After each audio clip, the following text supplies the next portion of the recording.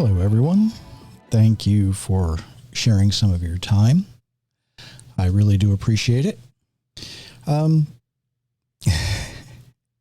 If you happen to be listening to the audio only, you miss a little bit. Not much, but some of the dumb stuff that is going on the video that people can see. Like, when I start, I have my earpiece in so I know when to turn down the music and all that kind of stuff. But do yourself a favor and check us out on YouTube or Rumble. Also, I've started putting these on TTN, the Torah Network. And if you are inclined to go there, it's well worthwhile. A lot of interesting conversations take place there. So, just check us out. Check us out. Be careful, little hands, what you do, right? It comes from a simple children's song, be careful, little eyes, what you see. Be careful, little mouth, what you say. Be careful, little hands, what you do. It's a very simple song that holds a lot of truth, and raises the question, is it what we say or is it what we do that determines what we will hear on Judgment Day? I think that's an honest question, and hopefully you do too. There's a conversation I have with many different people that quite often revolves around why people don't fear or they have lost their respect for Judgment Day. Now, let me go back from a personal point of view to when I was very, very young. I remember my piano teacher. Bless her heart, she tried. But I could read the notes. I could play with feeling, no problem. But to put them together just didn't work.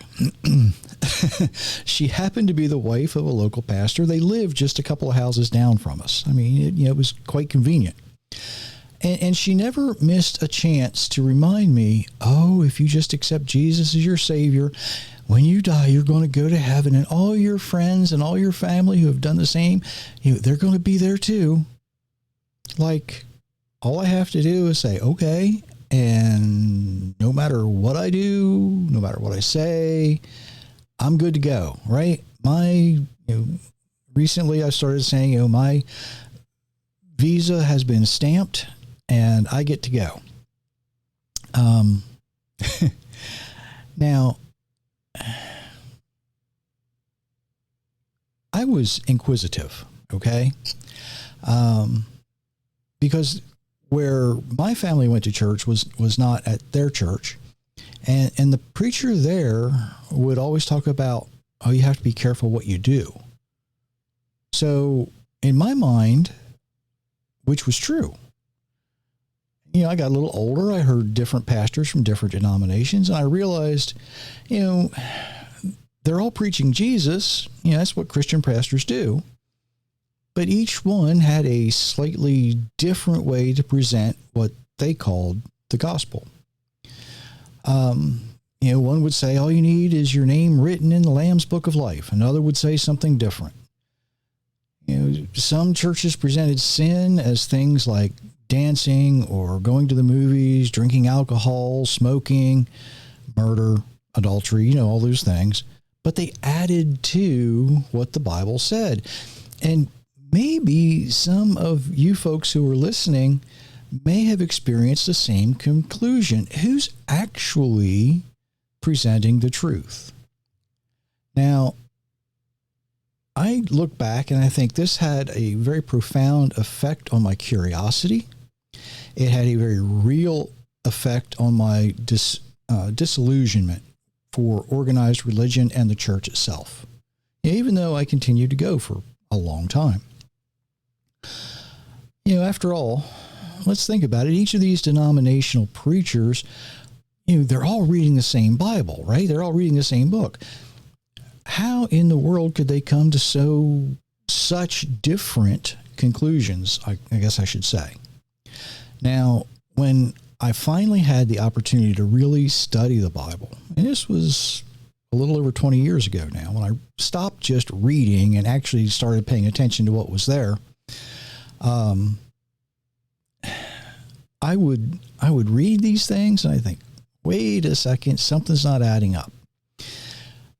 Maybe you do the same thing, right? But I realized if I stopped studying through the filters of man-made doctrine and tradition, it gives you insight into what's really there.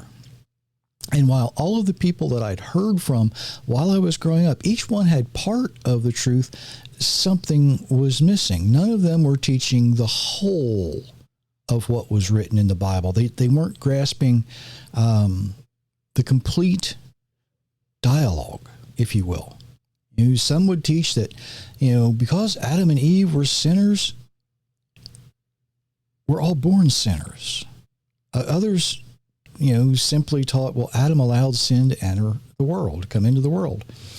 Some would stick to their denominational doctrine of what sin was. Others would teach that, if you just accept Jesus, you don't have to worry about sin. He did away with sin. So what does the Bible actually reveal about it? Well, I'm glad you asked. The best way I found to explain this is not to give or try to give a chronological order answer. So I'm going to be jumping around a little bit, all right? But each of the verses will absolutely cross-reference, okay? And hopefully it will give us a sound biblical answer. Sin, as you remember, is violating the commands of our Creator. That's found in 1 John 3:4. And yes, Adam did allow sin to enter the world, but that doesn't automatically make you or I a sinner. After all, if sin is a violation of the law, the violation of the commands of the Creator, how would a newborn baby be able to sin? They can't take that action. It would be simply impossible. Now, later in Psalms, David would tell us he was taught to sin, and I've gone over that in great detail in a different podcast, so I won't go into that here. But I'm going to start back in Ezekiel. And the Creator himself lays out his requirements for us. And if Ezekiel 18, beginning in verse 20, the soul who sins is the one who will die. A son will not bear the iniquity of his father, the lawlessness of his father, and the father will not bear the lawlessness of his son. The righteousness of a righteous man will fall upon him, and the wickedness of the wicked man will fall upon him. We're all responsible for our own actions. Verse 21. But if the wicked man turns from the sins he has committed, keeps all my statutes, and does what is right, he will surely live, he will not die.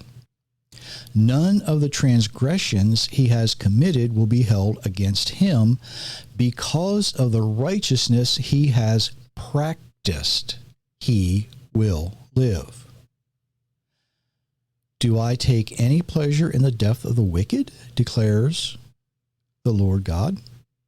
Wouldn't I prefer that he turn from his ways and live?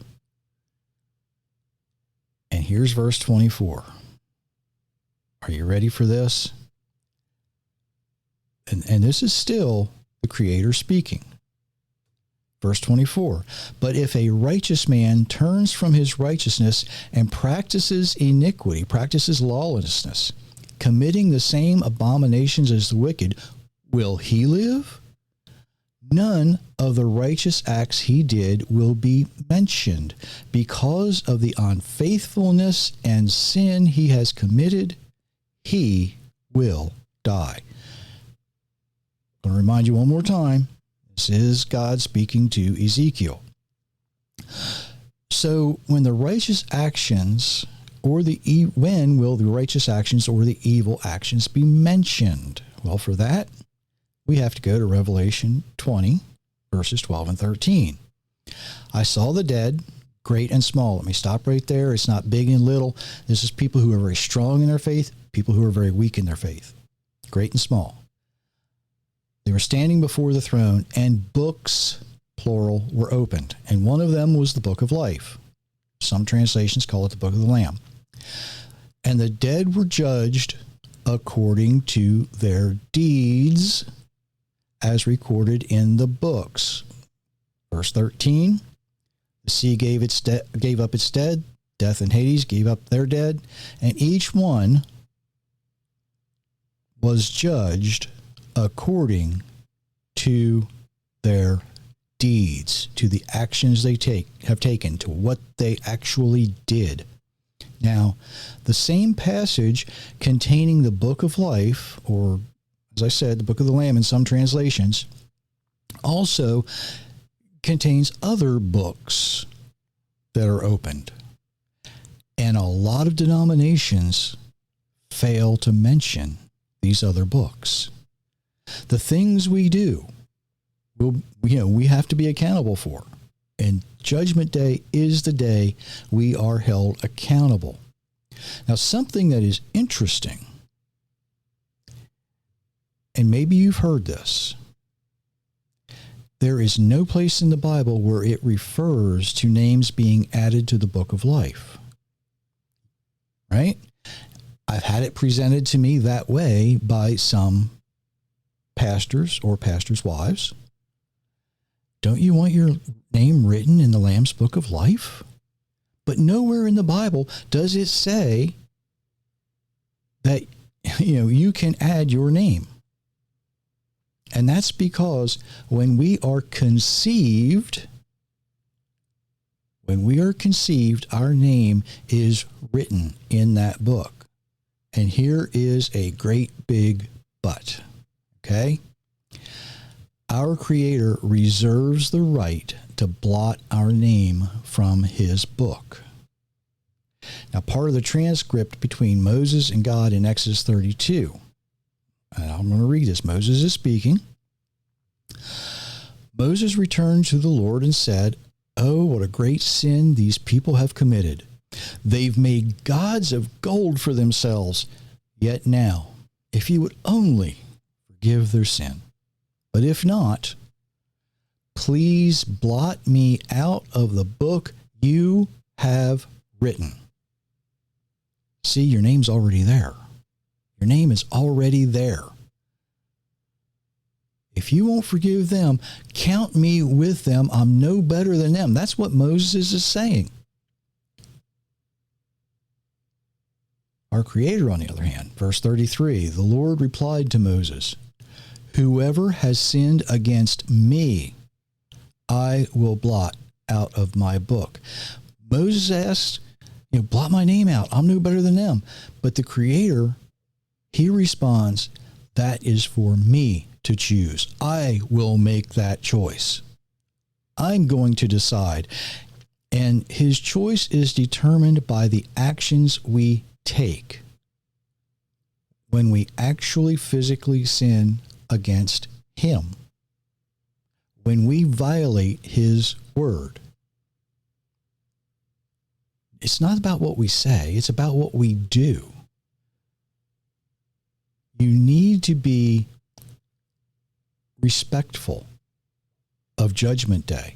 You need to understand what's going to happen and what's going to be read. Just because you think you're safe,